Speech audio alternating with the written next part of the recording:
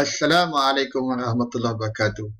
Alhamdulillahi rabbil alamin. Wassalatu wassalamu ala rasulillah Sayyidina Muhammadin wa ala alihi wa sahbihi ajma'in. Rabbi shrah li sadri wa yassir li amri wa hlul 'uqdatam min lisani yafqahu qawli. Alhamdulillah. Inshallah, we'll continue on Unit 2. Previously, we have been learning about isms and how we can identify isms in the Quran. Now, we're talking about verbs. Verbs in Arabic is called Fe'el. Fe'el. Now, there are three forms of verbs. As you know, we need to be able to recognize three forms of nouns and three forms of verbs in the Quran in order for us to be able to understand the meaning of each sentence word per word. Now, there are three forms of verbs, beginning with the Madi. Madi would be the perfect tense. Perfect tense meaning something, doing work that has been completed. And as you know, verbs involve time. Okay, involve time, meaning things that has happened, things that are currently happening or will be happening, or a command verb. Okay, we have Madi here. Madi is a perfect tense and it is represented normally by the Fatha. You can see the form here, Fa'ala. Fa'ala. Every letter there it has a fatha, and the sound with fa'ala, and most madis will have this R sound. Okay, for the singular, fa'ala, fa'ala, fa'alu. Okay, that is the madi. Then how to recognize the mudari? Mudari, which means in Arabic it means resembling, something that resembles mudari, and we have yaf'alu. Yaf'alu here, we have fa'ain lam with the change in vowels, and we have the first letter is either a ya, okay, a ya, a nun, hamza, or alif, or ta. And most fi'l mudari has a ya in front as a third person. Okay, yaf'alu meaning he does or he will be doing. Yaf'alu, and fi'l mudari will normally be known through the dhamma at the last letter. Dhamma at the last letter. The first letter will be either amda, nun, ya, or ta, and the last letter will have a dhamma.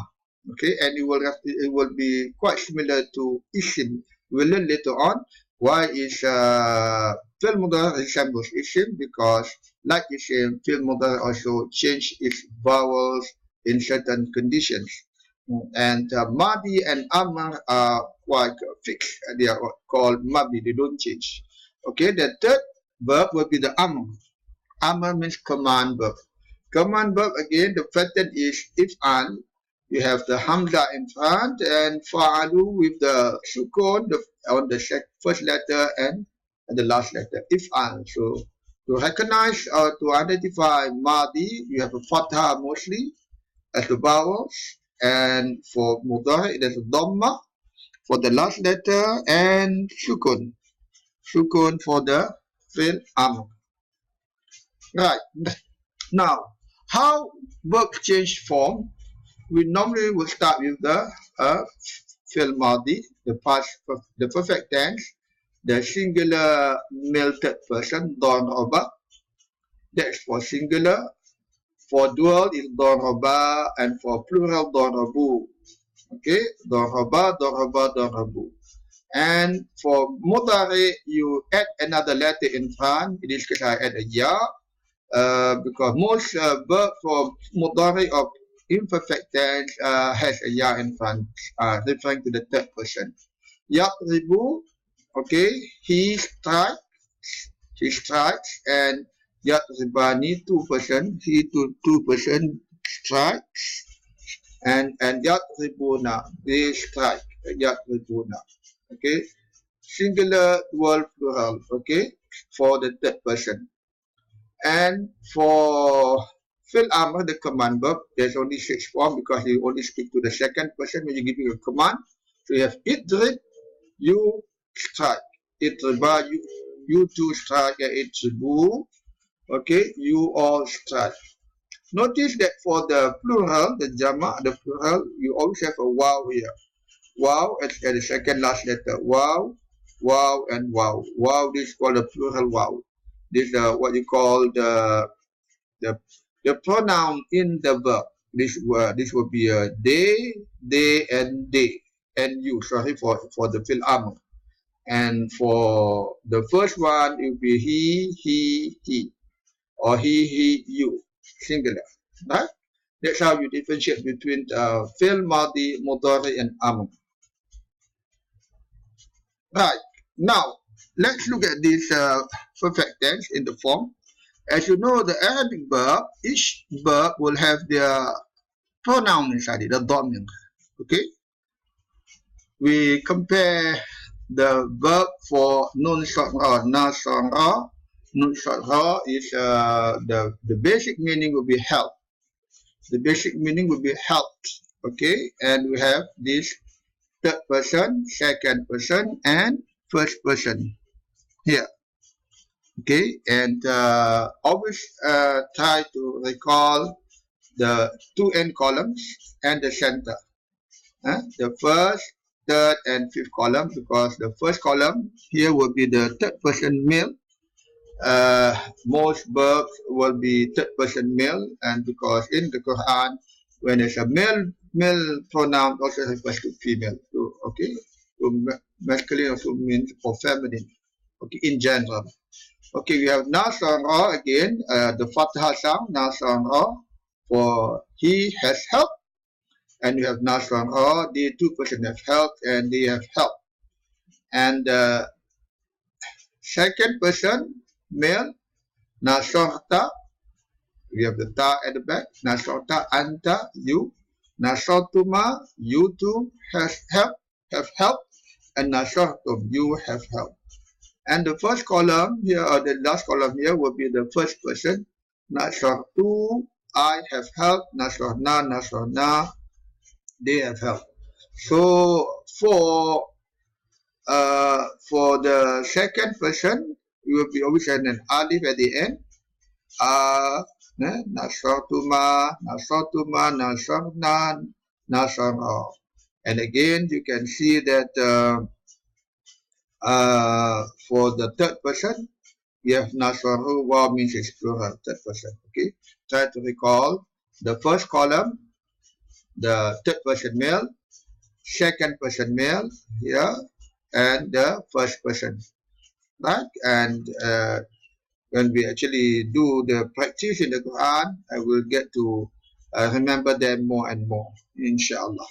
Now, that was for the Fe'el Madi. Now for the Fe'el Mudari. As you can see, still same again. We have the 14th pronouns in each verb. There is a pronoun inside there, and okay, compare the third person here. Third person singular. You have yansuru. You have a yansuru. He is helping or he helps. Yansurani, yansuruna. Okay, he helps. They help. Okay, and second person, tansuru, you help, tansurani, you to help, and tansuruna, you all help. Okay, and the first column here, the first person, ansuru, okay, ansuru will be I help, or I'm helping, and nansuru for the second, for two persons, and the plural will be nansuru, we help. Okay, and again, I like to highlight this point here. If the third person female singular and the second person male singular, the spelling is exactly the same. Tansuru. Okay, so it's a tansuru could refer to a female she, and it could also refer to a male you. Okay, right. But how do you know that? How to differentiate that later on is in the context. You will because when this item will be used, tansuru when it's a female third person, then the object or the subject, the doer of the verb will be a female. Okay, right. Now, so just try to remember the first column here: yansuru, yansuroni, yansuruna, tansuru, tansuroni, tansuruna, ansuru, nansuru. Notice that for the jama, for the plural, you have a waw here, and wow here. Okay, for the males, for the males. Okay, like as for the masculine, feminine pronouns, there are some in the Quran, but not as many as the male pronouns. Okay, right.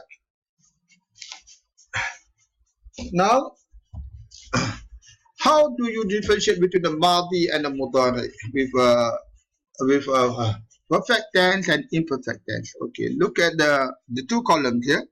You have the Mudari and the Madi. The Mudari, you will be able to identify the domain, the pronoun, the voice, the person in the verb from the first letter. Okay, the Amda means I. Ya means third person. Then if there's no wow, the third person singular male, right? And ta second person. Okay, and third ribuna. Okay, second person with a wow is plural, you all. And yet ribna, okay, yet third person female, okay, plural. Now for the Madi, you can identify the domain of the pronoun, for the last letter. Ustu, okay, I seek, okay, I seek refuge, I seek protection, I seek protection. Ustu.